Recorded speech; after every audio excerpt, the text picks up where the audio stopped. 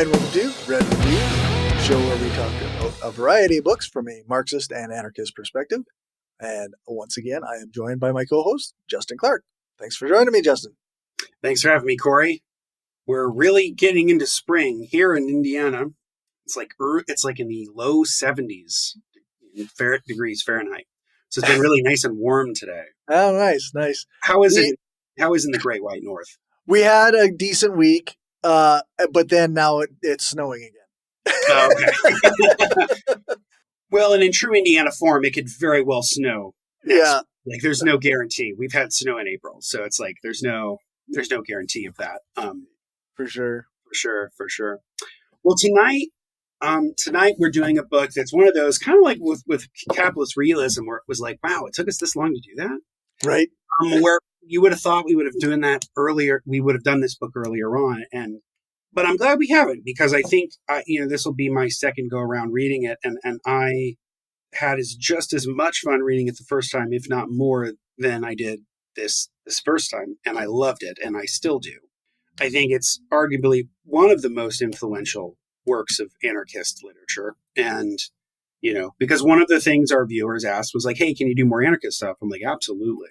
So we can certainly do that, and this is one that I love. I've written a little bit about in relation to Emma Goldman, and I think it's one that it's sort of evergreen. You can always go back to it and find something new and interesting in it. Right. So tonight's book is Mikhail Bakunin's God and the State. Classic book of anarchist philosophy. One that had a great impact on me as a younger person. I read this for the first time probably 10, 12 years ago. I was in my early to mid 20s when I read it. I was working on a piece. I was working on an essay about Emma Goldman at the time, and I remember reading about how influential Bakunin had been on Emma Goldman, who I had read and also loved. And so I realized, this would be, so that became a key text in understanding and informing who Emma Goldman was. It's a sort of anarchist socialist. She was also a humanist, someone who sort of rejected organized religion, as Bakunin did too. And that's what I think, the great texts of left theory that have to sort of do with religion are ones that get beyond sort of the superficial of saying, oh, well, these beliefs are unjustified, or they're wrong, or they're not backed up by reason and evidence, which they do say that. Yep. They go further to sort of do an anthropological study of where gods and religions come from and what they do and how they reinforce social norms and all of that. And so let's just talk a little bit first about talking about who Bakunin was. So Mikhail Bakunin, probably around the time of his death, is probably the most influential anarchist in the world. Maybe it's like him and Kropotkin kind of vying for that. Yeah. He was born in 1814 in Russia. And so he's born 4 years before Marx is. So he's a little older than Marx. And the big difference between him and Marx, and this is like in many ways a big difference between anarchism and Marxism that we often think, is that Marx was a theoretician. He's a great theoretician of capitalism. He's the great theoretician of communism. Mm-hmm. And he's building these very elaborate systems of thought. If you think of Capital, Capital is 3 volumes. He originally intended to do 8 or 10 or whatever, right? And never got to do them because he died in 1883. And Bakunin's very much the same way, where he's writing, and God and the State, or what we know of today as God and the State, was a part of a much larger work that was sort of unfinished. Yeah. But whereas Marx is sort of developing these broader, very structured, elaborate theories about how the state functions, how capital functions, and so on, Bakunin is not. He's very eclectic. He's very, he's more freewheeling. And part of that just comes from his experience of being a worker. So you could make an argument that Bakunin was more of a worker than Marx was. Bakunin learned from his experiences as a worker, doing odd jobs here and there and working with others and organizing with others for worker struggles. And so he is very much a sort of theorist of action. He's a practitioner in a way that Marx isn't, right? Marx has that classic quote of like, I'm not going to make recipes for the cook shops of the future. So Marx was often reluctant to kind of say, well, here's what it would look like. And Bakunin was like, no, I'll tell you what it looks like. I'll tell you what and I think that's what makes him interesting. In the introduction, Paul Avrish, who wrote the introduction to this, and also he edited an edition of Bakunin's writings that I have, and it's sort of a overall collection of Bakunin's best works. But Avrish kind of makes the point of saying that Bakunin really didn't believe in sort of the sort of Marxist theory of history, that it would be sort of successive stages, one would build upon the other, that they were sort of preordained, that they were sort of going to happen inevitably just based on the contradictions of capitalism. He said, like as Avrish writes, like Bakunin believed that men shape their own destinies, that their lives cannot be squeezed into a Procrustean bed of abstract sociological formulas. So it's very much Bakunin's the anti-Marx, of course, right? So it's the legendary battle between him and Bakunin over control of the International Working Men's Association, the first international, of which Bakunin was eventually kicked out. And so, Bakunin led a very hard life. He had been in prison. He was a political prisoner and had written things as a political prisoner. God and the State is a classic work where he's grappling with the two great forces that shape and control society: religion and government, or the state. And these are the two main things that often reify and concretize the systems of oppression and hierarchy that keep the working class down, and that they reinforce one another. Religion reinforces the state reinforces the religion. Yeah. And so he would die in, I think, 1876. So this work was published posthumously around 1882. And it was discovered by a couple of anarchists, Carlo Caffiero and Elise Reclus. They find it. They had been working with him on other things. They find this manuscript. And so it's unfinished. I mean, it's an unfinished manuscript. It sort of ends. Yeah. And, and it just sort of cuts off. But it was part of a much larger work that he was working on called The Cauto-Germanic Empire and the Social Revolution, which was something that he had worked on between 1870 and 1872, but never finished. And this is very similar to Marx or Lenin, where he's just as much a part of the movement as he is writing about it. So he's part of it. So sometimes he just didn't have the ability to go back and finish things. He'd start things and not finish them because he didn't have the time. And then eventually he would die. So it's the same with Marx, the same with Lenin. Lenin famously didn't finish The State and Revolution. Has that postscript where he says, I didn't finish it, but to be honest, it's a lot more fun to do this than it is to write. Yeah. And so that's what makes it really interesting. And I think knowing that it's a part of a much larger work, knowing that it's something that was a work in progress, makes it interesting to me, because Bakunin's ideas themselves were sort of a work in progress. He was always challenging himself. He was always moving and changing and shifting, and not so content with having some, congealed idea that would just sort of be there forever. He was much more interested in the living and the active living of history, rather than merely writing about it or writing about its sort of preordained movements. Yeah. And that's what makes him very different than Marx in a lot of ways. In many ways, they're very similar. And I can imagine why they butted heads, because, in many ways they were very alike. They were very passionate, very highly moralistic, deeply committed to their projects. Respect. And so that's what makes the reading of God and the State a lot of joy. He reminds me of really two other writers. I think of Emma Goldman, especially because he was a big influence on her.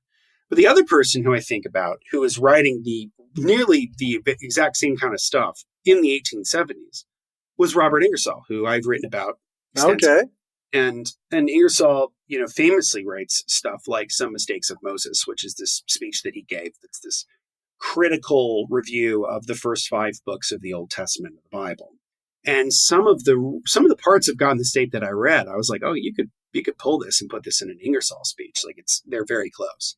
Now, Ingersoll was not an anarchist. He was a Lincoln radical Republican. So his politics were very different than Bakunin's. But I think they would have been very simpatico on the nature of religion and how it controls people. So that's kind of my little preamble to kind of set us up to talk about the discussion proper, the book proper. But before we do that, do we have anybody joining us tonight? Do we have any comments? Yeah, we got a couple. Velkin999 said hello. Hello. Thanks for being here. Some Random Geek is on YouTube and over on Twitch for us. Oh, that's cute. Some Random Geek. Well done. That's fun. I like greeting. Some Random Geek says, I'm just glad I didn't miss this. Hey, no worries. And some Random Geek also said, I read an essay by Mikhail Bakunin, The Principle of the State, and I like his writings, but I got a feeling that Bakunin is kind of like the 1800s anarchist thinker version of a new atheist.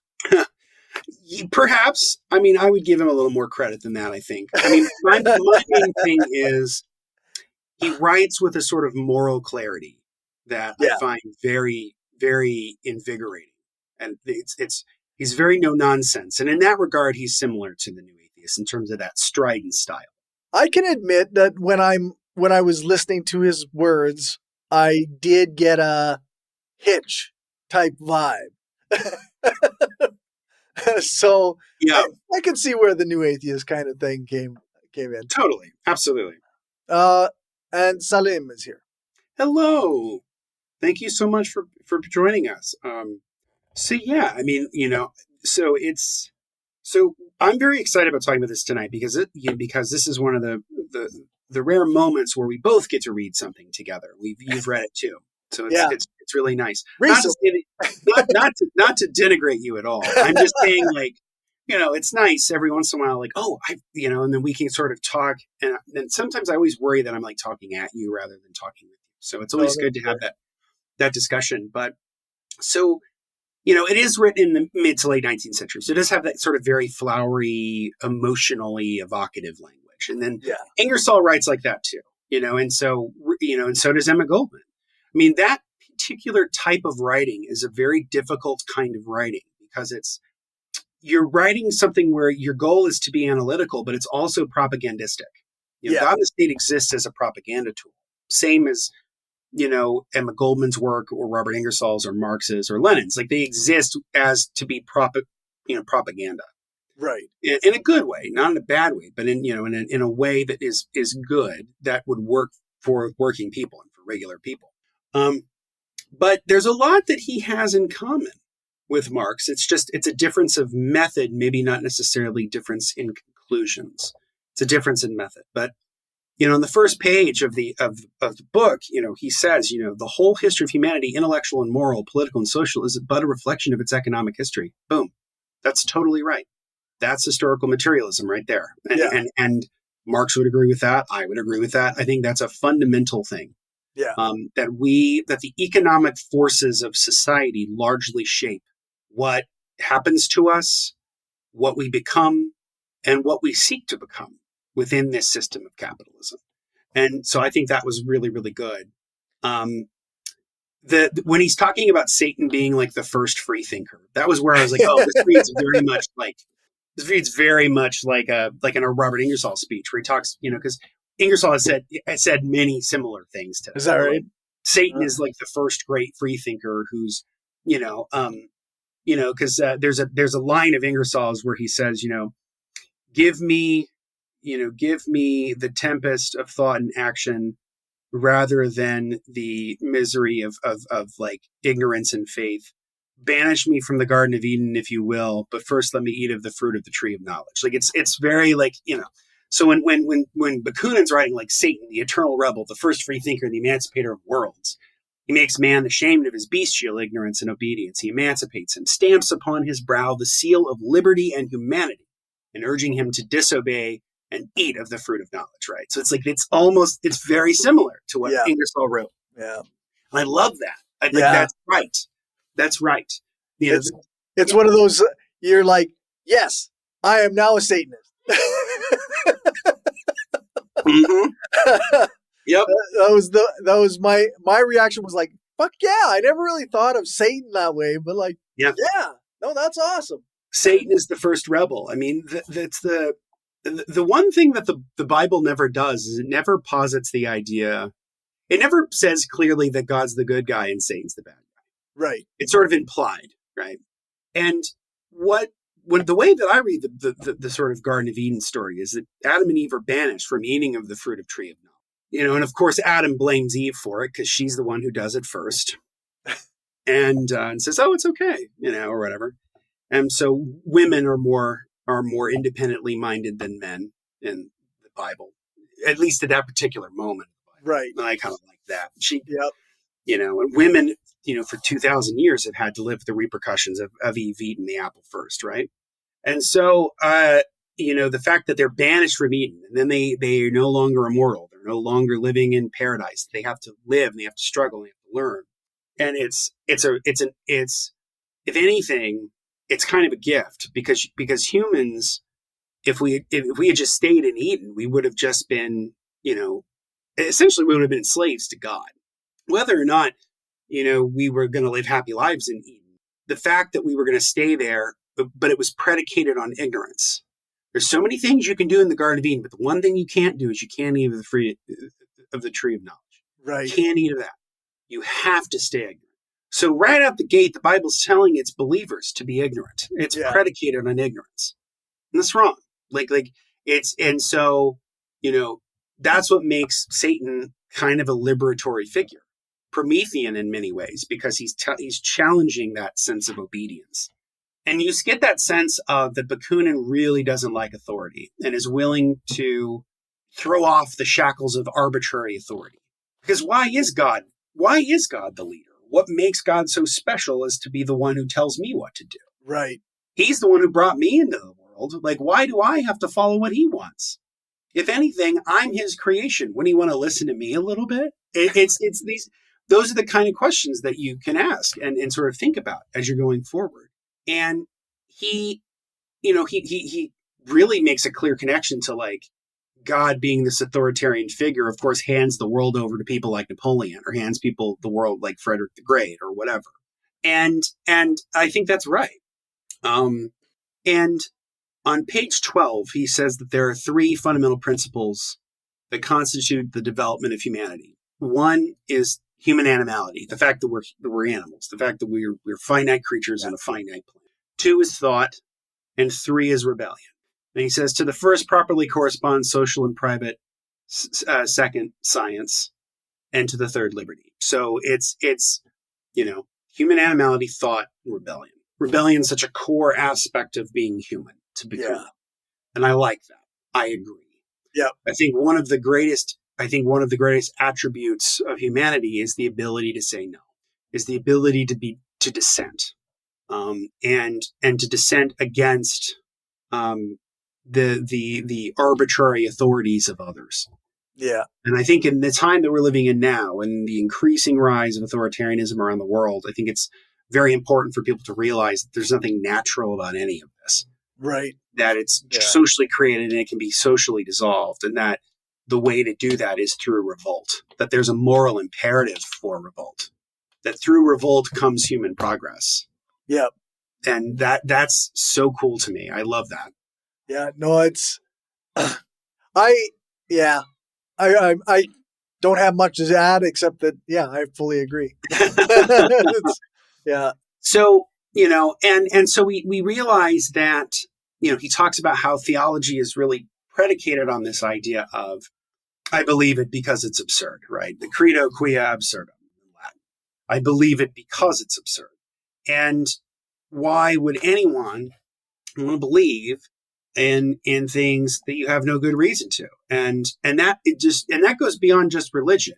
Yeah. What makes Bakunin way more interesting than, say, the New Atheists is the New Atheists do the critique of religion, but then their politics ends up being sort of boilerplate Bush-era neoconservatism. It's not.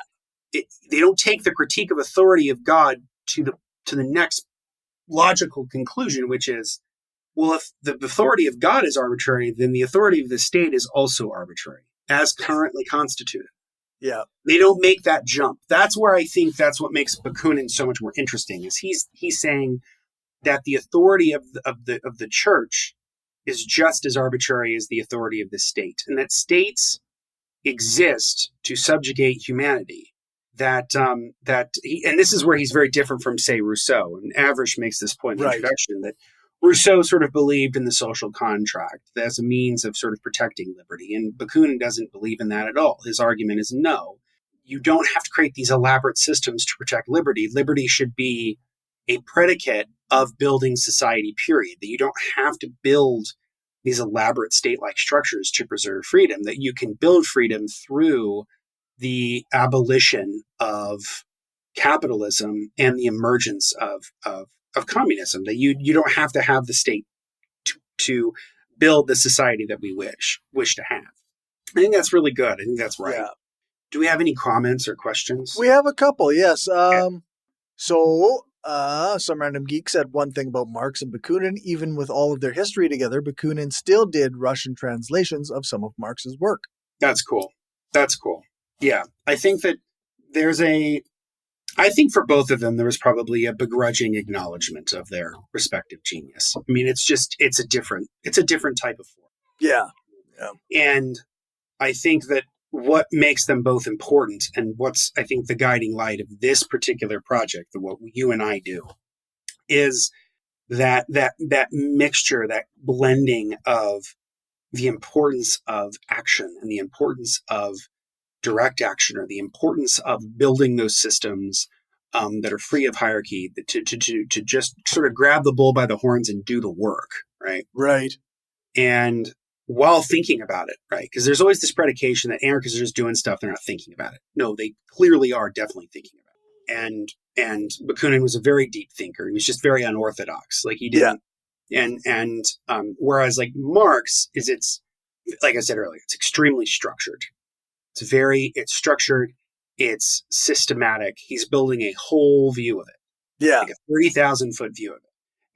And that requires a level of abstraction that often loses sight of some of the sort of real world implications of it. So I think Bakunin's great contribution is to sort of bring it back down to earth a bit, and to sort of show you the moral force of a dedication to a world free of capitalism and exploitation. Yeah. Some random geek also said, I would argue that God is the bad guy in the Old Testament, because my God that I don't believe does the Old Testament God is such a vengeful prick. That's true. That's totally right. Right. I mean, if you just go on kill counts alone, the devil has less than a dozen kills, maybe fewer than they can be on 10 on two hands. Right. God kills millions. I mean, it's pretty clear which one's an asshole. Yeah. Velkin999 said, this is why I find Christian anarchism interesting. It espouses the teachings of Jesus much more literally than the church typically does. Granted, I'm atheist. No, I agree with that. I mean, the person who I think of when I hear the phrase Christian anarchism, the first person I think of is Chris Hedges, who definitely represents that tradition. Who's someone who comes out of he was trained in the seminary, and his father was a minister, and he comes out of that radical religious tradition, which is so vital, I think. Yeah. And what I appreciate out of Hedges, what comes out of him because of his background, is a moral clarity that is often lost. And I think that that's one of the great contributions of that sort of religious anarchism, or just Christian socialism in general, as a broader, is that foregrounding of universal moral concerns, like really taking the story of Christ and sort of applying it in a way that is applicable to real world struggles and real world problems, and recognizing the sort of radical nature of who Jesus was. We also got, some random geek said, I would say all hierarchies are not natural and all are created, and we can just get rid of them if we want to. I also question what hierarchies are just. Those are really great points. So I agree. I mean, I think that, this is something that David Graeber, the late great David Graeber, used to talk about a lot, is that these systems are made. We can easily unmake them. Yeah. I've been reading a lot lately about Thomas Jefferson, and Thomas Jefferson, in many ways, had anarchist tendencies.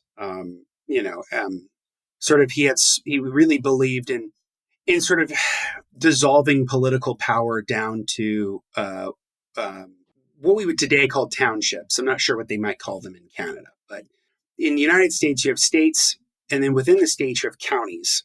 Right. And within the counties, you have townships. And Yeah, I guess it'd be rural municipalities, perhaps municipalities. Yeah, exactly. So, like, for example, I live in Indiana, I live in Marion County, and then I live in Washington Township. Okay.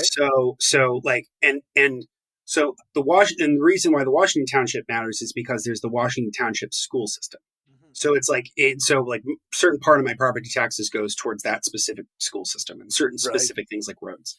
But Jefferson really believed in devolving power down to smaller institutions. And the other thing that he also believed was that humanity was malleable, that we are pretty much a product of our social environment, that we're not set in stone right out the gate.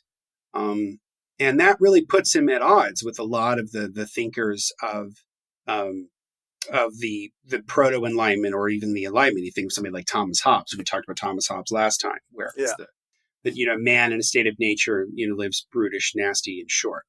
Right? Yeah. Jefferson didn't believe that. He sort of said, well, it really is predicated on what's around you. So those great truths, these great universal truths, whether you get them from somebody like Thomas Jefferson or you get them from somebody like Marx, you get them from somebody like Bakunin, it's this idea that, or David Graeber, is that this idea that these systems are not natural. They're not a consequence of biological imperatives. They're just not. Yeah. And so they're predicated on sociality. They're predicated on social systems. In terms of the justification of hierarchies, I mean, that's always Chomsky's great point, which is that it is not our job to justify the state. The state has to justify itself. Yeah. Like the power has to justify itself to the people. That's one of the core ideas, I think, in just broader political theory or democratic theory, anarchist or not. But it's like, if you're going to create systems of hierarchy, if you're going to create systems of power, they have to justify themselves. Yeah. In their capacity and their practical use. Like, it's not just like you say, oh yeah, well, here's a good reason why we have this hierarchy, and that means it stays there forever. No, you have to constantly be backing up and proving why you should be in a position of leadership or why that leadership should even exist. Yeah. I was just watching something Chomsky said, like, somebody asked him, is there any form of government that you could trust? He's like, no. Of course not. The government that exists constantly has to prove why it exists by being of use to the citizen. Yeah, no, that's totally right. I mean, I think that's right in the sense that, states, they have to be predicated on the consent of the governed, to use Jefferson's phrase again. That governments are instituted among people. They're not predicated on gods. Yeah. And that ties us back into the book tonight. Gods don't justify governments. People. Right. Yeah. And that's what makes some of the ideas of the American founders radical, especially Jefferson, is this idea that government is not from God. Government is a product of man and it's a product of people. And I think that ties into the great anarchist tradition of Bakunin or Chomsky. Hierarchies should be justifying if they exist, right? So, for example, you have a worker cooperative, and say somebody gets paid a little more than the other one. There needs to be a reason for why that's the case, and the owner workers of the collaborative, the worker co-op, should vote on that they would make that as a choice, right? That's right.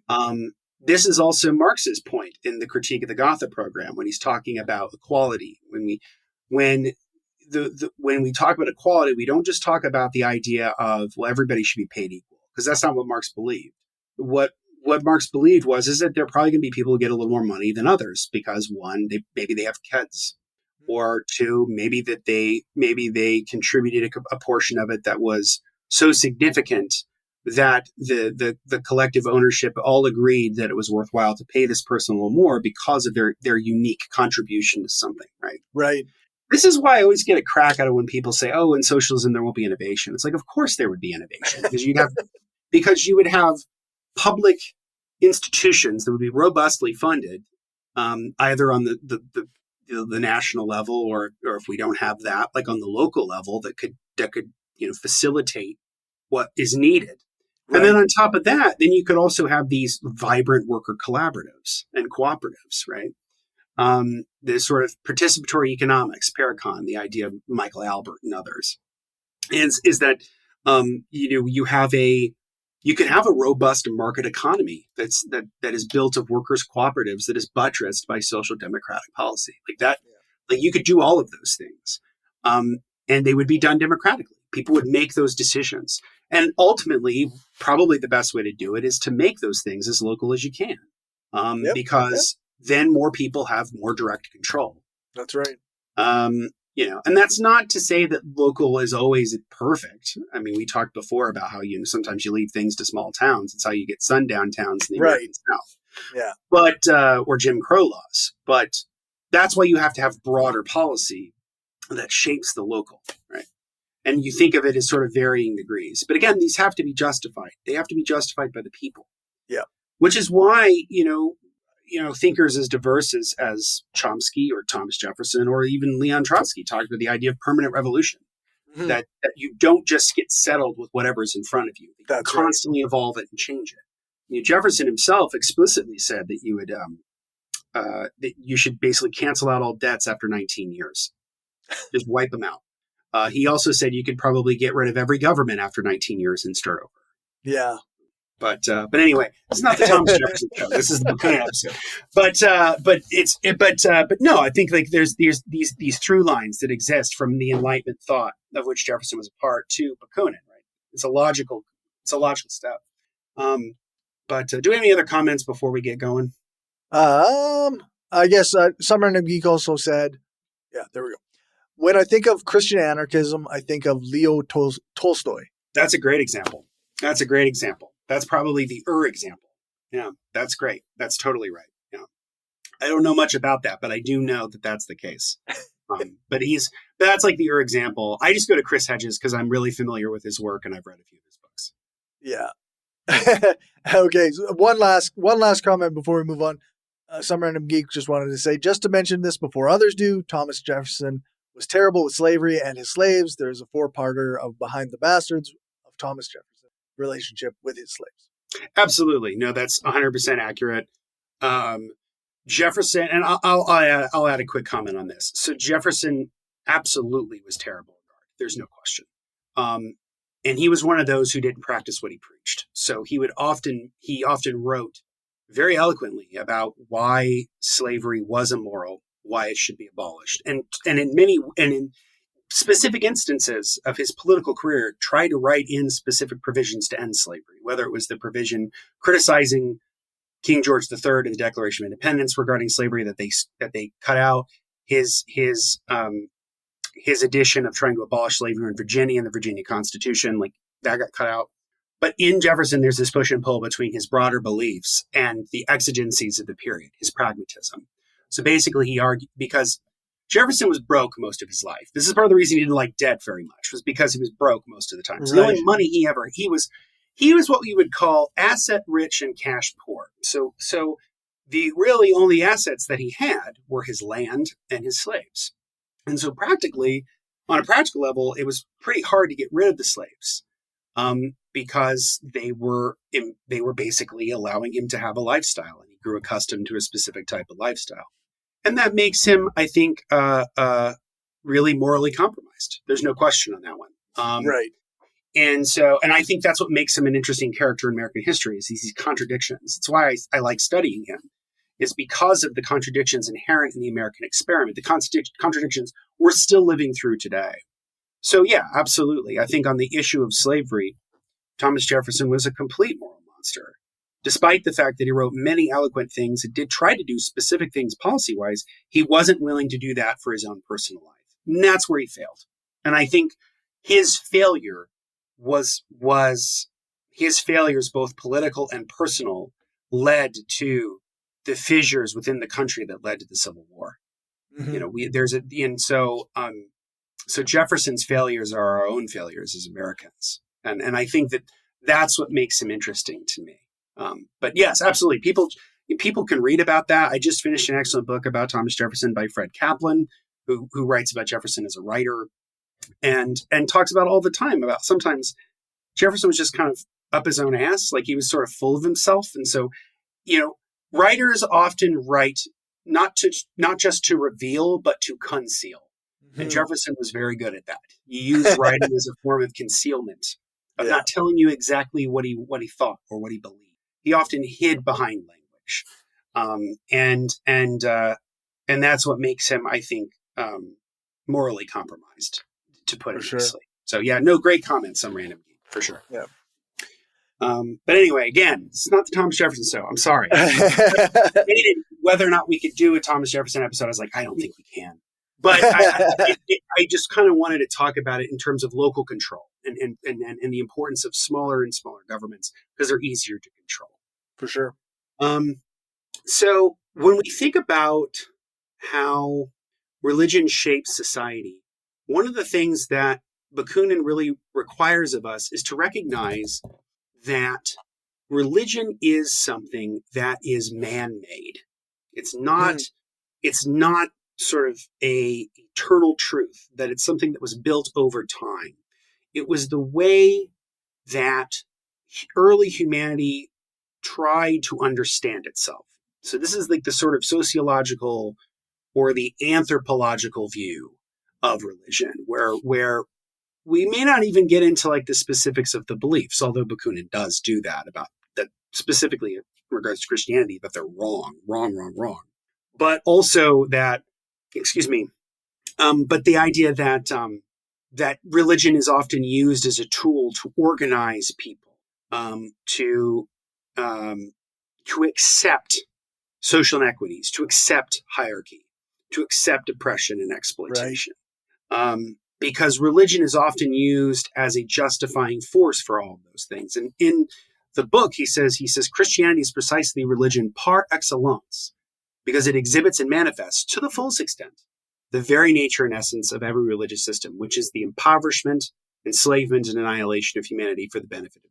So it's this sort of sacrifice of humanity to the altar of an ideal, which may or may not be true. Yeah.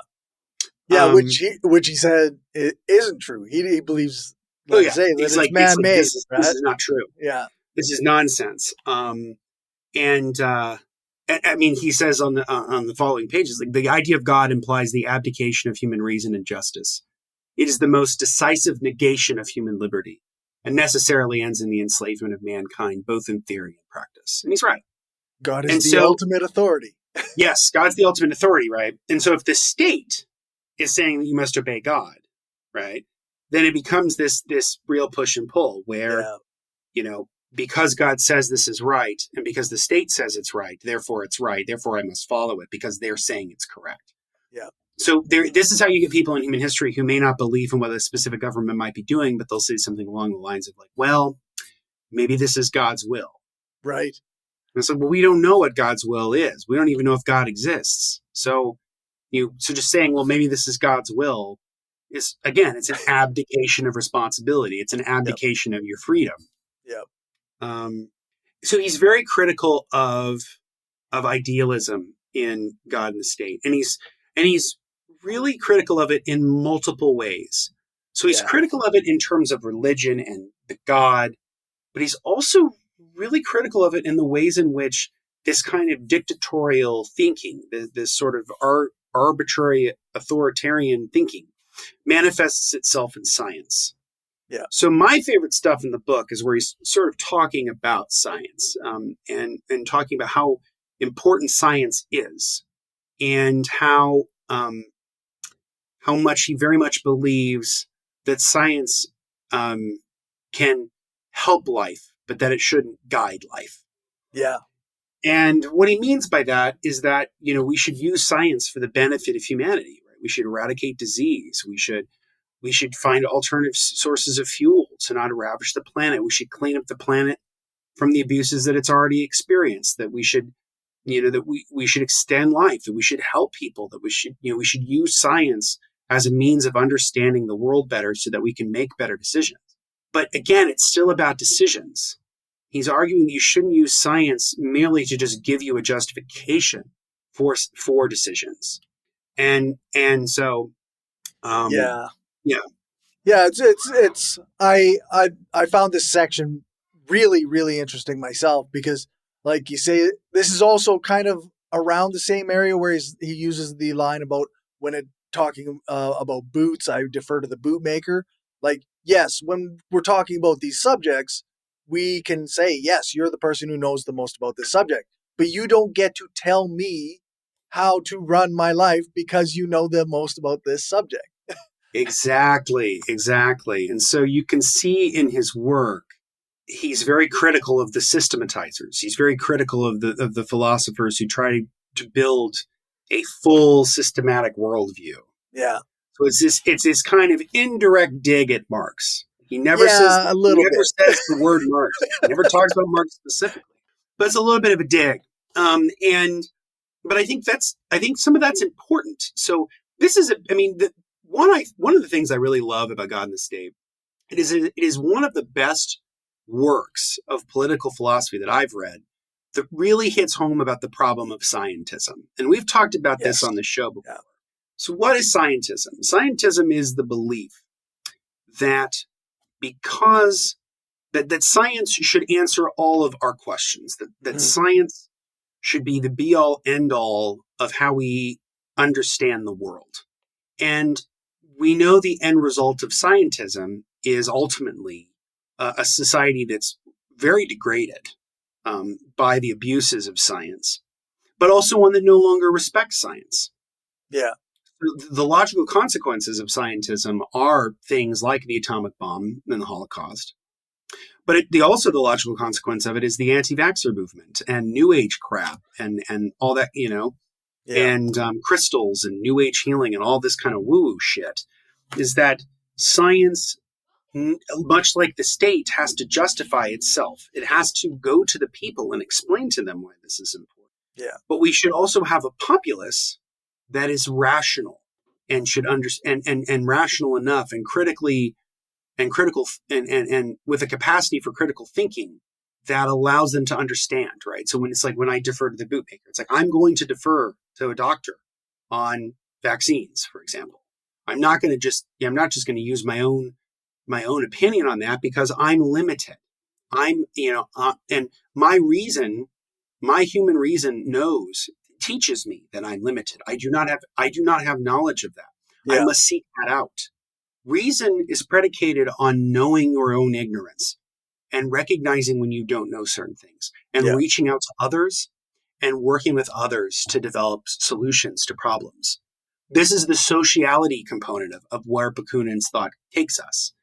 That's why that social component is so important. He wants to live in a world where science is this free-flowing exchange of information and expertise between rational, democratic people. He wants to build that system, a society where people are working together and helping each other and learning from one another.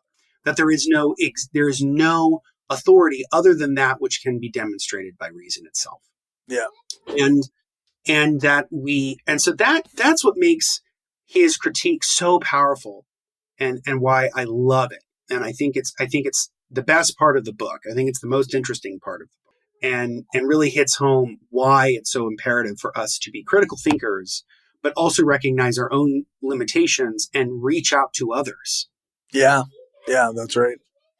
I really enjoyed that. Like I say, this whole section on the scientism sort of aspect of things, and he really emphasized too. I thought the not the status of scientists or the learned men or what have you. Like, because you can't limit education, and you shouldn't have people dictating education as this is what is education. Yeah, no, that's great. There's a section where he talks about this, where he talks about how the way you should develop education is to over time, gradually increase the freedom and independence of the student. Yeah. So he mentioned something like when applied with children of a tender age, you might have to have a little bit more authority because they're babies. They don't know anything, or they're toddlers. They might hurt themselves, like that. Yeah. Because they don't have the capacity of reason. So authority with them is justified within reason, of course. Within reason in the sense of like you shouldn't beat up little kids because they make mistakes. Yeah. What I'm saying is like, authority with parents or authorities with adults, with children is sometimes justified because those adults have the capacity of reason and can help the child avoid things that may harm them. Yep. And so as a student grows and learns, you diminish that authority. And he says giving place to an increasing liberty. So it's all about trying to free people up. But the way that you free people up is by educating them. And this very much goes in vogue with John Stuart Mill, when we talked about last time. Right. John Stuart Mill believed this too, that if you educated people, if you provided systems of public education, that you could then grow a reasonable democratic populace who could then build a better world for themselves. And Bakunin believes in that too. And so I think it's really cool. He also has this great, sometimes the best stuff is buried in the notes or like the appendix sections.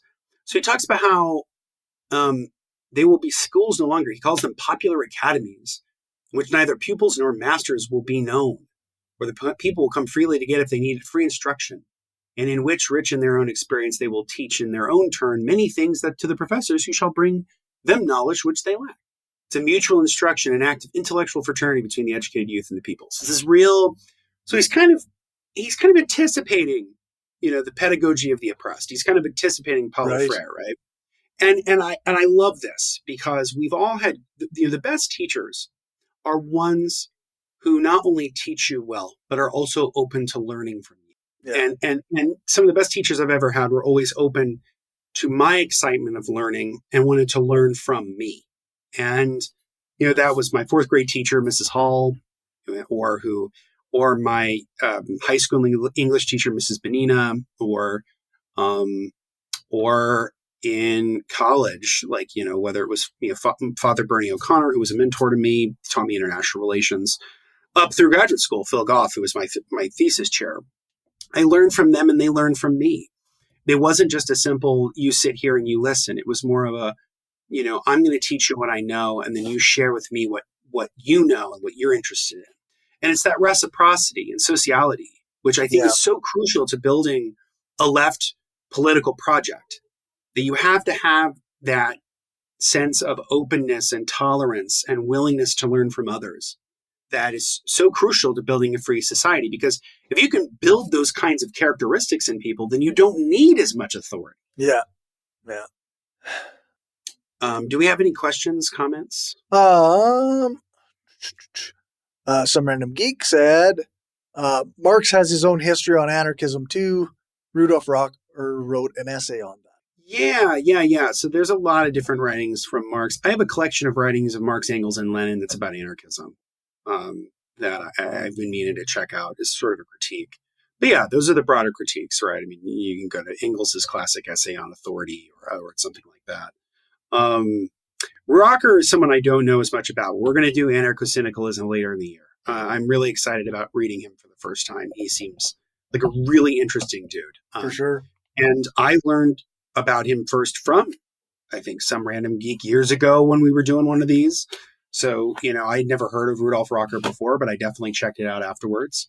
I believe that you had mentioned about him writing about the Russian Revolution and the dissolution of the constituent assemblies, and that really piqued my interest. So I look forward to reading Rocker later in the year. For sure. Okay, so we've now caught up to where I've made notes in my little notebook here. Nice. So when he talks about the idea of, the book opens with one of the coolest quotes ever written, I think, in my book, which is, if God really existed, it would be necessary to abolish him, which is awesome. I love that. Yeah. And so that's a playoff of the quote from Voltaire, which is, if God didn't exist, it would be necessary to create him or to invent him. That's the Voltaire quote. And And that's just whatever. He sort of talks about that later in the book, but yeah, science comprehends the thought of reality, not reality itself, the thought of life, not life. So it's recognizing that science is always approximation of knowledge. It's never complete and total knowledge itself. It's not truth with a capital T. Right. And it's really teaching people to recognize that that's okay. I think that we live in an era where we live in an age where people want truths with a capital T, but that's not quite how life works. Right. And especially with science. And he talks about how scientists savants can be a priesthood who worship science as their god with real people as victims. And my note to this was like, well, this is Silicon Valley today. I mean, the purveyors of tech, these complete and utter monsters like Elon Musk and Peter Thiel and all these people, they act as if their technology has become their god. They want to transcend the human body. They want to transcend government. They want to transcend, and not in a good way, not in a cool, like anarchist way, but transcend in like shitty right-wing libertarian way where we're all shoved in prison camps that we have to pay for the privilege to the fucking Geo group or some shit. Yeah. But yeah, I think this idea of, and I think it's part of the reason why we see so much anti-science sentiment today is because there is such a divide between good scientific scholarship and the public's knowledge of it, right? This is how, like in the Trump administration in the last few weeks, we've seen the destruction of like tree planting programs that really help the soils because they use the word biodiversity. And so they're like bothered by that. Or them getting rid of research on mice that are transgenic mice. Yes, I saw so that. Like you have all this kind of stuff. So it's a lack of scientific literacy. Yeah. It's a real lack of scientific literacy that has led to people making really adverse decisions. They're bad for the broader public. And I think a lot of this, again, it comes from the sort of scientist priesthood who sort of sit in their ivory tower and they don't talk to the public. They don't make it their job to. Yeah. I think the biggest problem with public universities, especially in America, is that I don't think scientists do a good enough job of explaining why they're important to the public. Yeah. And it's really a shame. And maybe they don't have the skills. Not everybody is a good science communicator. But that should be a big part of your job. Like, at the very least, like if you have, like if I ran things, okay? If we had with the National Institute of Health, the Centers for Disease Control, or their Canadian equivalents, you'd have like top grade A scientists, but you'd also have really good writers who work for those institutions. Yeah. Or science communicators who it's their full-time job to take the discoveries of scientists at public institutions and translating them into language that people can really understand. And I don't mean just taking the abstract and making a press release, which is often what happens. Right. But really building systems of communication and dialogue. And because that has not been the focus, we become a system where the average person is so disconnected from the scientific process and knows very little about it. Yeah. That they see it all as just kind of being flim-flam because they don't get it. And yeah, I mean, obviously it goes pretty deep, but like it's like media didn't want to spend money on scientific journalism because it wasn't popular. It didn't get the clicks or the subscribers or whatever. Yeah, it wasn't profitable. So then that leads to people not understanding the little bit that they do get or misunderstanding it, or somebody who doesn't understand it writing an article about something. So it's all built up so that without the proper communication directly from people who do the science, you have a misunderstanding and an alienation from the work. Exactly. And that alienation leads to the anti-scientific attitudes. Yeah, this is why we're seeing a measles outbreak in America after it was virtually eradicated 25 years ago. 2 people have died. At least 2 people have died, including one who was a child. Yeah.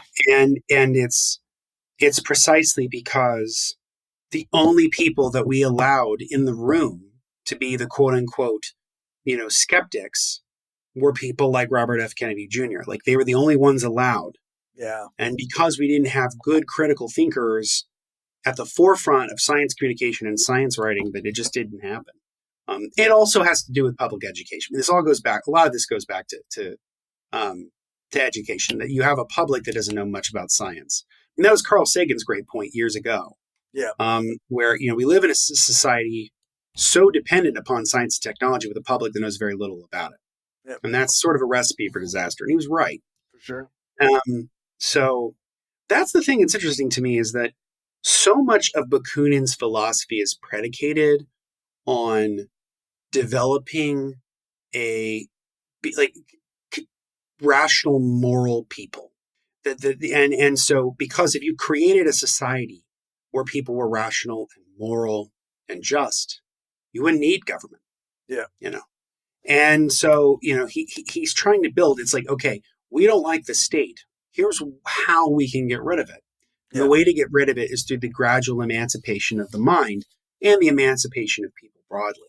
Yeah. And that's kind of what he sees as history. He sees history as the expansion of the liberty of individuals, which ensures collective prosperity.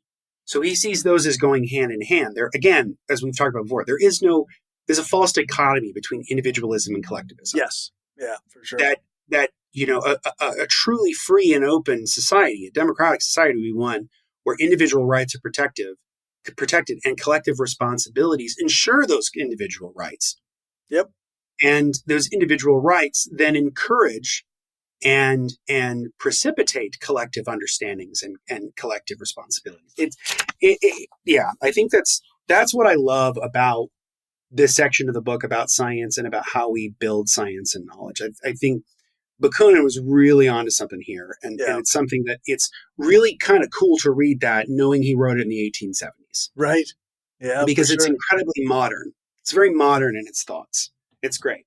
Do we have any other comments or questions? Yeah, we got a couple. Burnsy over on Twitch says, if you feel part of a community, you feel free within that community. That's beautifully said.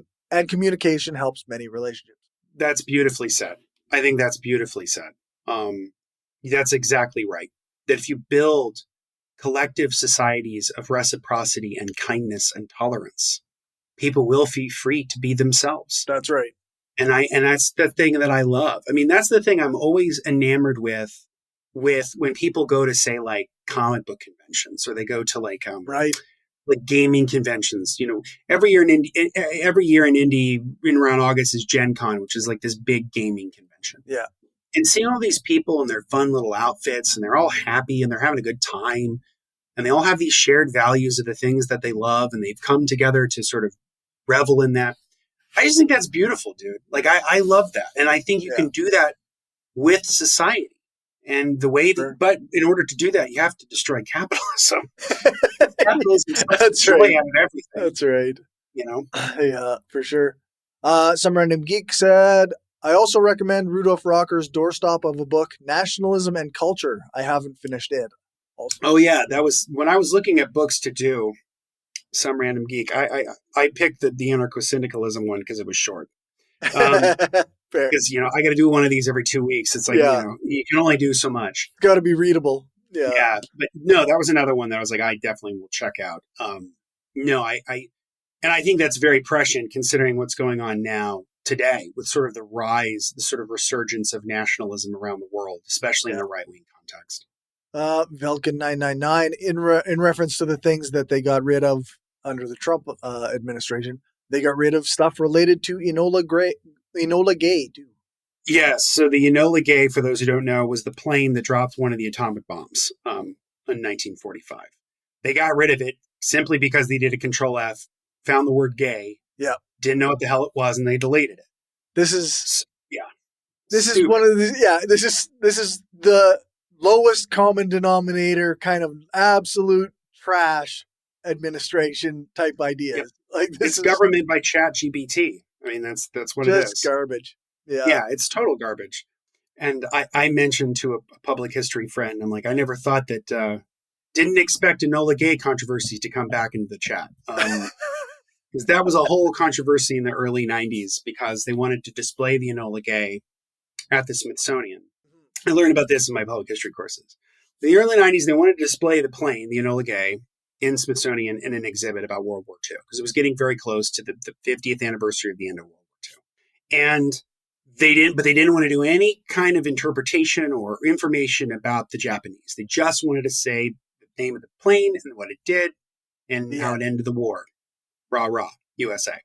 But they didn't really want to post pictures of like people who were killed by it, or people who were maimed by it, hundreds of thousands of people who died. They didn't want to talk about any of that.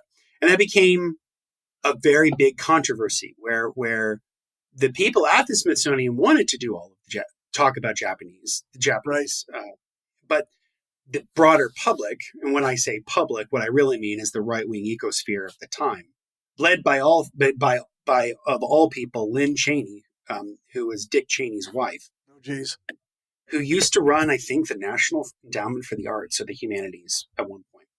But anyway, she was very big about how we shouldn't talk with the Japanese.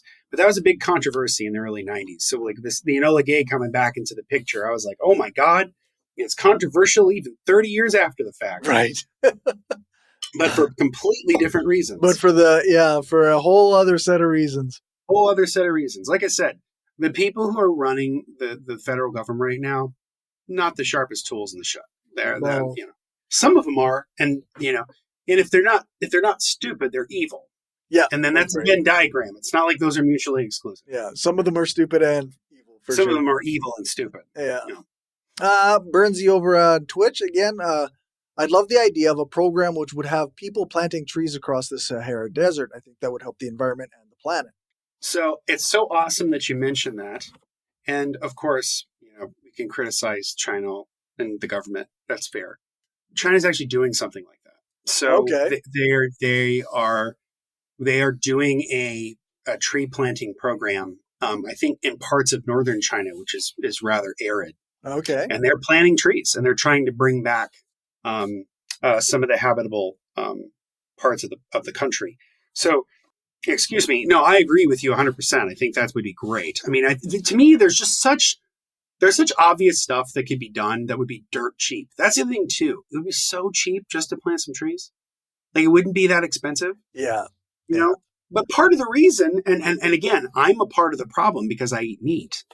Is that, part of the reason why so much of the Amazon rainforest gets torn down is either for logging or it's to have agricultural land for people to plant soybeans or corn to feed the animals. Yeah, yeah. So, that's why I'm really hoping that this whole like lab grown meat thing catches on. For sure. It's a way of being able to get around a lot of these problems. Yeah, for sure. And our last comment from this section is Summer Nib Geek over on YouTube said, soon rainbows will be banned because of quote unquote diversity. Oh yeah, they'll ban anything. I mean, and in fact, I know some religious people who have taught their children that rainbows are bad now. Oh my God. So shame. Yeah. I just don't understand the mindset behind that. I don't. Yeah. And that's part of me being my own bubble. My whole thing is that I've always been of the mind that it's better to learn more than to learn less. Yep. It's always better to open yourself up to new things rather than cutting yourself off. That even if you don't like something, that you could at least understand it or learn from it. But that's the pull of dogma. That's the pull of authoritarianism, and why a lot of people gravitate towards it is because it gives you all the answers. You don't have to think. Right. And because sometimes taking the effort to think for yourself is hard. It's not easy. And sometimes it doesn't feel very good either. Ignorance truly is bliss sometimes. There are days where I really wish I was Cypher in the Matrix. Like I'm eating the steak and I know it's fake, but I don't give a crap. Right. It's like, there are days where it's like, I wish I was that, but I can't be. Right. Because you have to have a fidelity to reality. You can't just like give up on the world because it currently sucks. And it's like, well, the world has always kind of sucked in some various ways. In other ways, it's been awesome. And it can always get better. The other thing about teaching kids that like, the rainbows are wrong or that you shouldn't know about this or whatever.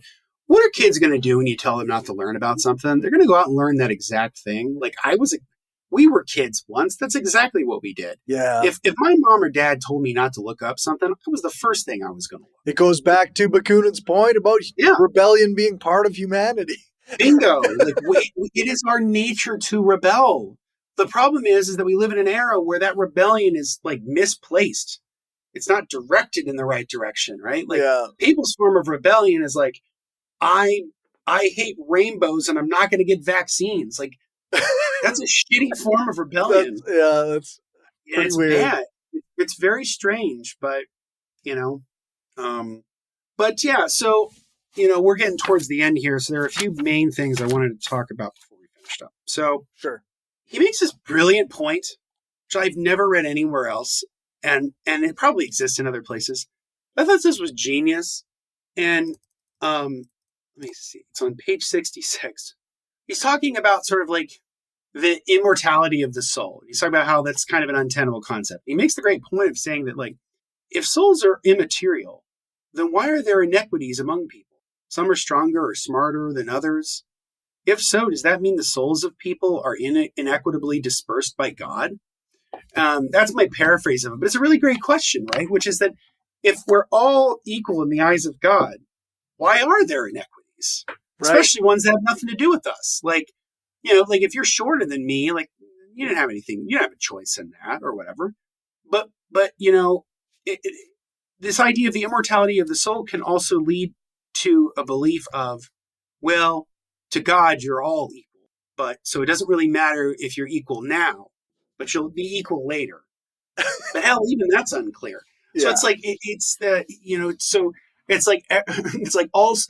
kind of like a play off of Orwell in Animal Farm. It's like all souls are equal, but some are more equal than others.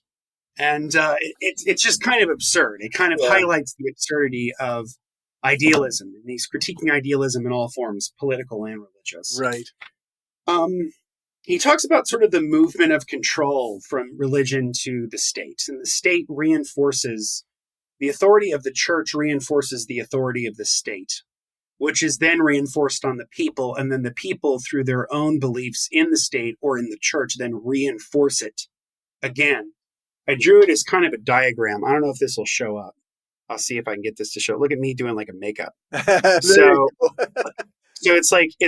it's this idea of religion goes to the state reinforces religion, and the people reinforce both because they're being reinforced by both. Yeah. So it's a very dialectical process where it's constantly evolving and changing. But the state influences the church influences the state, and both influence the people, and the people influence both. So it's very hard to get out of that cycle. It's very hard to break out of that. Yeah. But the way that you break out of that is through the collective emancipation of people, through socialism, through abandoning capitalism.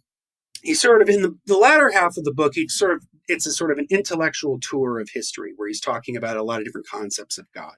And he writes about the idea of Hegel, the great German philosopher who greatly influenced generations of thinkers, including Marx especially. Right. Hegel killed the traditional concept of God by rightfully seeing it as nothing more than the expression of humanity through history. So it's like the progress through history is the sort of manifestation of God proper. So it's over time you see that God becomes increasingly more amorphous and less specific. But what's very interesting too, and this is a great point that Engels has made in one of his prefaces to Socialism, Utopian, and Scientific, is the idea that Christianity used to be the religion of the poor. It was originally the religion of the poor, and then it becomes the religion of the ruling class. Yeah. So he talks about how the rise of Christianity, due to the poor and oppressed people of the world, especially women, represents what he describes as, quote unquote, the first intellectual revolt of the proletariat. And I think that's right. Like this idea of revolting against, sort of revolting against the church represents this, or there's revolt against the state, rather, which at the time was the Roman Empire, right? The time of Christ. It was the Romans who killed him. Yeah. And he was killed essentially because he was a political activist. So the thing to keep in mind too. He was a pretty hip dude, just a brown guy going around the Middle East talking about how we need to kick out the money changers. Yeah. We would not be well accepted by American Christians today, or at least evangelical Christians today. They would have thrown him in a nice detention center. Every single person that says things like that gets called a dirty commie and a traitor, and yeah. My favorite is when people will they'll take the Sermon on the Mount out of like the Bible, out of its context, and just read the quotes to people. Right. And a lot of these right-wing Christians are like, what is this socialist bullshit? Yeah. Which it displays really two things. One, they've never read the book they say they care about so much. Yeah. And two, it goes to show you that they don't actually worship Jesus and they don't actually worship God. What they actually worship is money. Yeah. In America, people don't worship Jesus. People worship money. And ultimately, people worship power. Because money is power, right? Because people will often ask sometimes, well, you know, Elon Musk is the richest man in the world. Why would he need more money? He couldn't spend all of it. That's not the point. Not what it's about. Yeah. Not what it's about. The more he has, the more power he has. And so that's why that's important. Bakunin deeply disliked Rousseau and Robespierre, who he saw as creators of modern reaction. What he means by that is that they were, let me see if I can, here we go. What he means by that is that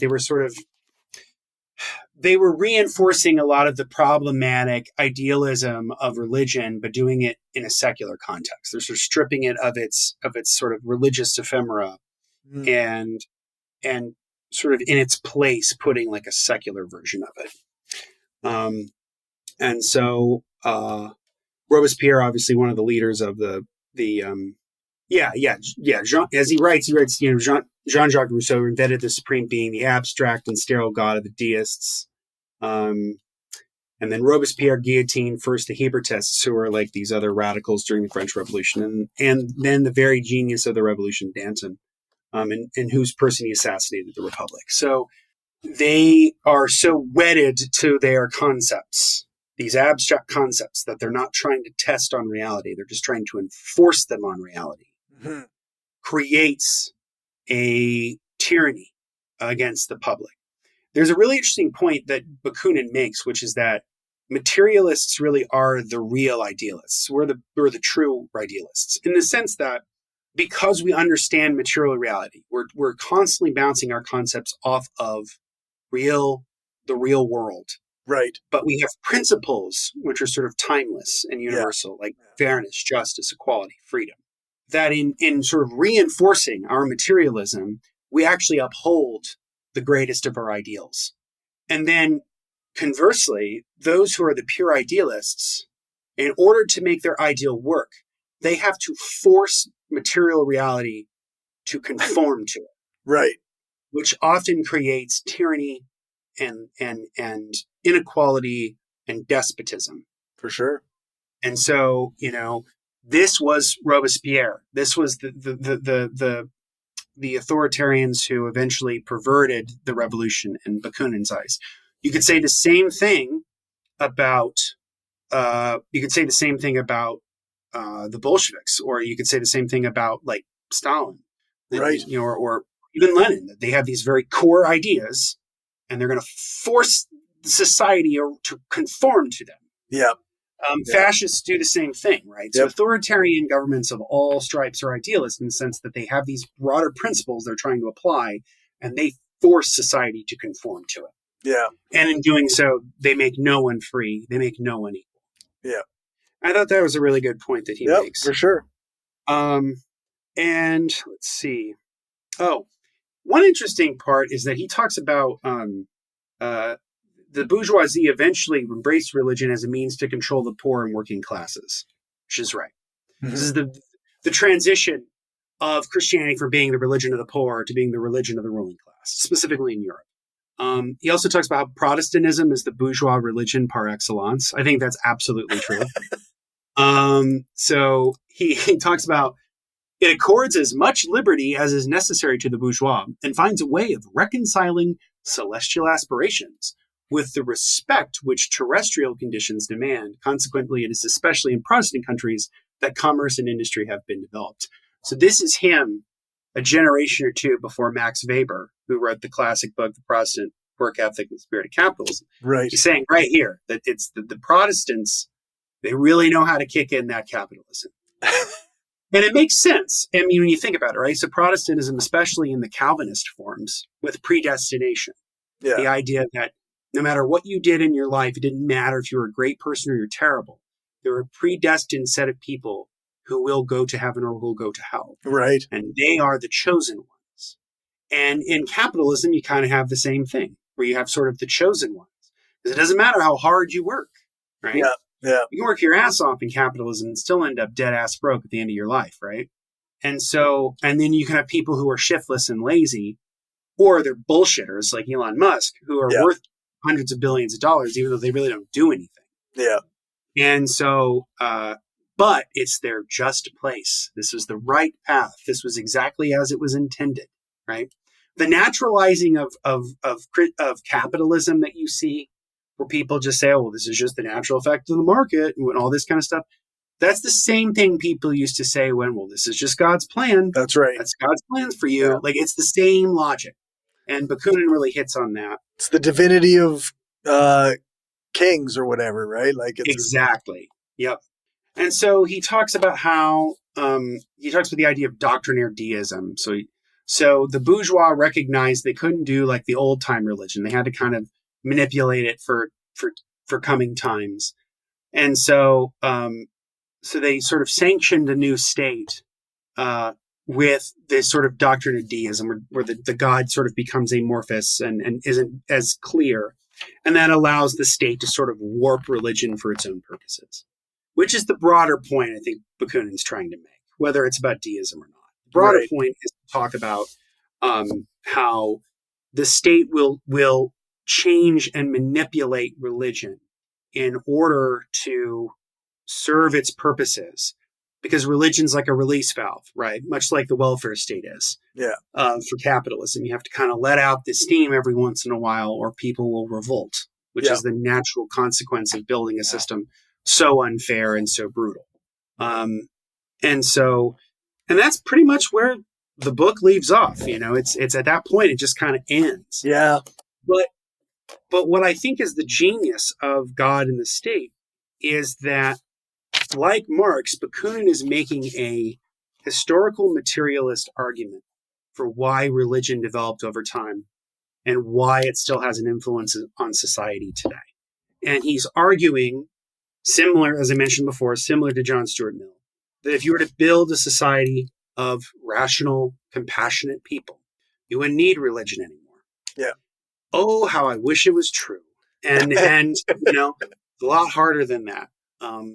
This is the epistocratic critique that Matt McManus talked about, that we discussed, I think, in the last episode, where, you know, just because you can have an educated populace doesn't necessarily mean that it's going to translate into progress. For example, right? Yeah. There are very highly educated people. I always make the point. Ted Cruz went to Harvard, guys. So right. just remember, you know, J.D. Vance went to Yale. But I think So Bakunin would. I think Bakunin would talk about that as in the same sense of the hierarchy nature of education, right? The priesthood of science, right? Yeah. Is it's you know, because like Vance is a fucking idiot. So like clearly the education didn't stick, or it did.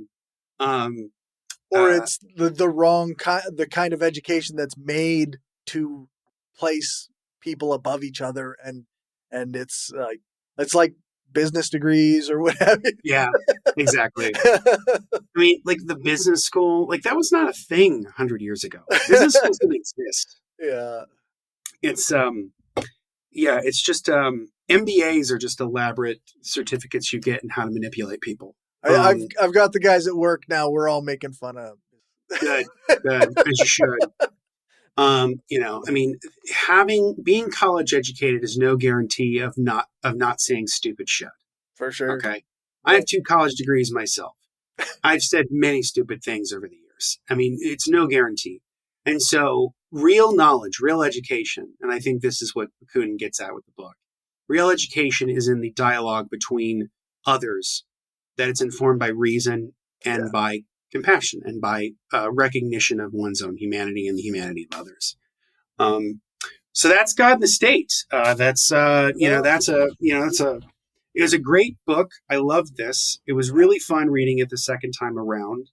And we may do some more Bakunin in the future. There's another book that he did called Statism and Anarchy, which I think is his more direct critique of Marx, which I think we should do probably in the future. But this book is great. If you're sort of new to the left and you want to read some left theory and kind of get your feet kind of wet in this For place, sure. you kind of tip your toes in the cosmic shore, if you will. This is a great one to do because it's very easy to read and you learn a lot. Yeah. He packs a lot into a very little amount of words and a few words. So I highly recommend it. I think it's certainly a classic of anarchist literature, and I think it's sort of essential reading for people on the left. Right on. I agree. I enjoyed reading this one, and finally having one that I have read recently when we're covering it on the show. So it was very cool. That's great. Yeah, absolutely. Absolutely. So I guess, what are we covering next time? So next time, I think before I had mentioned we're going to do CLR James, I'm going to move that to later in the year. I wanted to do something else real quick, just to sort of keep this theme of humanism going. So next time we're going to read George Novak's Humanism and Socialism, which is a classic book, came out in the 70s by one of the foremost theoreticians of the Trotskyist movement. So we're kind of going to be kind of back in the Trotskyist, universe a little bit with Novak, who was one of the most influential American. Yes, because he was part of the Workers' World Party. Yeah. So one of the most, a very influential American Trotskyist. So I think that's what we'll be doing next time. I just started reading it today, and I think it's great. And it very much like Bakunin is really tying into notions of science and religion and all of that. So I think it'll be really good. Right on. And I guess that just leaves, where can people find you? So you can find me at justinclark.org. That's my website right down there. I am now a contributor to Counterpunch, the online left publication. I put out an essay about challenging labor bureaucracy. I'm working on an article right now. I just finished a draft this week about crypto. The title of it is Crypto is Nothing But Financial Euphoria. And I use John Kenneth Galbraith's excellent short book, A Short History of Financial Euphoria, to kind of make my argument that crypto is total bullshit. People shouldn't waste their time. So hopefully that'll be out within the next couple of weeks. In relation to Bakunin, I highly recommend people go to my blog. I have a variety of different pieces there. Go to my blog and read my article on Emma Goldman and Emma Goldman's anarchist humanism. Bakunin plays a part of that story, and you can learn a little bit of how he influenced her. You can also follow me on social media. I'm at Justin Clark PH. PH stands for Public History. I am on Instagram, Threads, and Blue Sky. I'm mostly active on Instagram. Although if I keep seeing more stupid right-wing ads on Instagram, I'm this close. This close to just kicking it to the curb. I'm so tired of them. They have grown exponentially after the election. They just gum up the works and they make me mad. We'll see what happens. Yeah, I followed your advice and I did the disconnecting Facebook from whatever things off of the John Oliver thing. Yeah. I put a post out that was courtesy of John Oliver about changing your settings on Facebook and meta platforms in general so they get less of your data and make less money off of you. Yeah, I did that. And apparently, if you block Facebook on TikTok, then it'll help your For You page be normal again or something. Ooh, interesting. Okay, that's good to know. Yeah, and as always, please consider becoming a patron. Patreon.com/skeptical leftist. If you become a patron, you'll get all the pre-games, the post-games, as well as our special patron-only live streams. We will be doing a patron-only live stream. Yes, that's right. On March 22nd, same bat time, same bat channel, so 7 o'clock on YouTube or 7:30 on YouTube. Probably 7. Probably start that right at 7 on YouTube. Yeah. And wherever we stream for patrons. Maybe not YouTube, but for the patrons, wherever that is. I'm not sure how that works. Go to patreon.com and /skeptical leftist and you'll find it. Okay, good. So sorry if I said the wrong thing. But yes, definitely please consider becoming a patron. It helps us continue the work we're doing here, and it also helps to continue the work that Corey's doing outside of Red Reviews, whether it's his interview series or other live streams that he's doing. You've been doing some really interesting interviews lately, and people should check them out for sure. Yeah, I've got a pretty good list of. There's a lot of Canadians in my upcoming interviews. So if you're interested in Canadian politics, then you'll be getting those pretty soon. I am interested. I want to learn more about it, especially since you guys have a new interim prime minister right now. So, well, unfortunately, some of the upcoming interviews were done before this last Tuesday. So that's fair. That's fair. So, I guess it was Monday, whatever day it was. Leadership. Yeah, for sure. But yeah, definitely consider becoming a patron. It helps keep the lights on, and it helps continue the work that we're doing here. So definitely consider becoming a patron. And also, thumbs up, like, subscribe, absolutely. Comment. Smash that like button, bro. And don't forget to hit the bell. That's right. Gotta hit that fucking bell. Otherwise, you'll never know when we're online. Exactly. Definitely like, subscribe. Share us out on social media. We often have little clips that go out. Share those in your Instagram stories. Or I know that we have a TikTok. I know you post things on TikTok. I have a TikTok account. I just don't post on it very much. I'm mostly active on Instagram. And that's mainly just because I'm already on 3. I can't do 4 every day. I'm never going to do it. If it wasn't automated, I wouldn't be doing any of them. Yes, exactly. That's what I'm saying. So yeah, definitely share this out in your stories. And then feel free to reach out to us if you have book ideas or books you'd like us to cover. Or you can always reach me. You can send me an email through my website. You can always message me on Threads or Blue Sky or whatever. You can always also message Corey too. And thank you to everyone who came tonight to watch the show. Thank you for your thoughtful comments. Thank you for your thoughtful questions. And thanks to everybody who also puts thoughtful questions and comments in the comments on our videos. There was a really thoughtful comment from someone talking about the importance of the Republican tradition when we think about the history of liberalism. That was a great comment. He's 100% correct. He or she or they were 100% correct. If you put little comments where you just put the word no, I don't care what you have to say.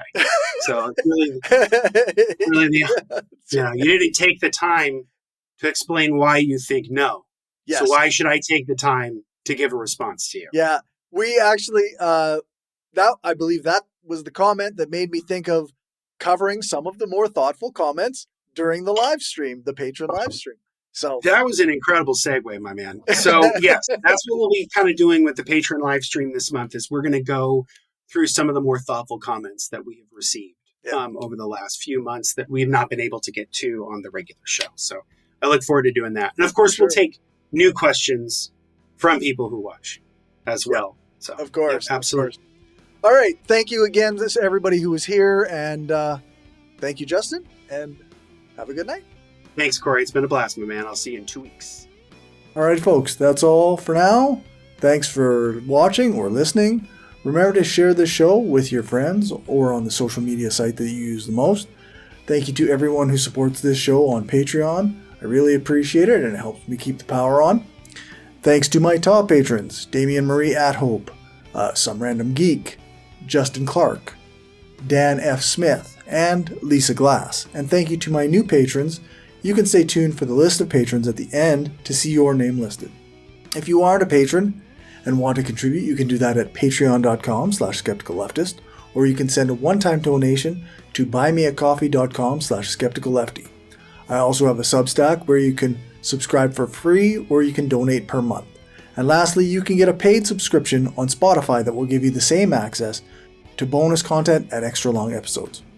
If you can't contribute financially, then I would like on YouTube or a 5-star rating and a review on Apple Podcasts or one of the podcast review sites like Podchaser would be great. If you want to find more from me, then make sure to check out the show notes for links to all my stuff or check out my link tree. It's linktr.ee/skepticalleftist.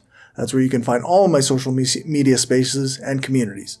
You can also email me at mindofaskepticalleftist@gmail.com. Thanks so much for listening or watching. Make sure to leave a comment on the video, join your local org, print off some posters or pamphlets, and spread the propaganda. Also, stick around for a clip from this episode's post-show chat.